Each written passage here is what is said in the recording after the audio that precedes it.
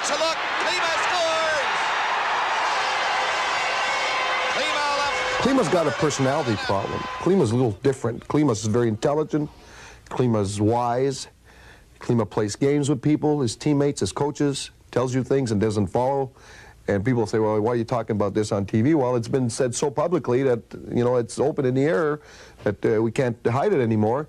And it's more personality, more attitude. Peter Klima could be a great player in this league. 2-on-1. Come on to Probert. The shot is gone! Bob Probert has an alcohol problem. Nothing that Bob Probert does, and I mean this sincerely, is done intentionally. He doesn't challenge coaches. He doesn't challenge management. He's just a 22-year-old who sometimes thinks like he's like a 16-year-old.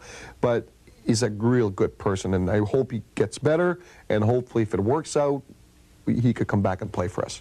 The player who misses Probert the most is team captain Steve Yzerman, who scored 50 goals last season with his big all-star line mate protecting him and getting him the puck. But even Yzerman agrees that management must deal firmly with the two rebels. It got to the point where it was starting to affect the team and bother the team on the ice and off the ice. So and the coaches decided to do something, and that was to suspend the players. And it was an unfortunate incident, and we certainly want those players on our team, and they're very much likable guys and definitely an important part of our team. But when things start to hurt the team or bring the team down a little bit, then you have to do something. There's sometimes you get up in the morning and say, that's it. I don't want to see those two faces in my face anymore. I don't want to see them around. But you get back to reality. You don't get too emotional with this situation because they're such a big part of our team. And you know, in this world of sports, the #1 priority is you got to win to stay alive as a coach, as an organization.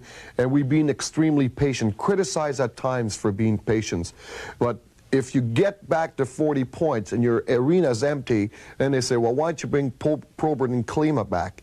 So as we start thinking on a real business base, we're saying we're going to try to help them, try to rehabilitate them, and hopefully it is going to work out. Detroit's slow start this season is one reason the Wings may be softening their stance in regard to their two problem players.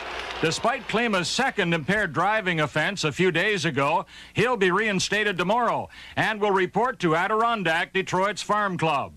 Probert, after enrolling in a month-long program at the Betty Ford Clinic in California, left abruptly after 10 days. He's back in the Detroit area now, under treatment and working out on his own, but his future with the Wings is still uncertain.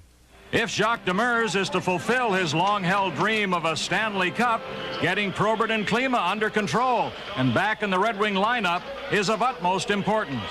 The #1 thing for me, they could say, Jacques' a great motivator, Jacques' a great coach, you hear all those things. I will never consider myself a great coach until I win the Stanley Cup. That's why, Brian, I have so much respect for Al Arbour, Scotty Bowman, and certainly Glenn Slater, because they could talk big. They won the Stanley Cup. I did not yet.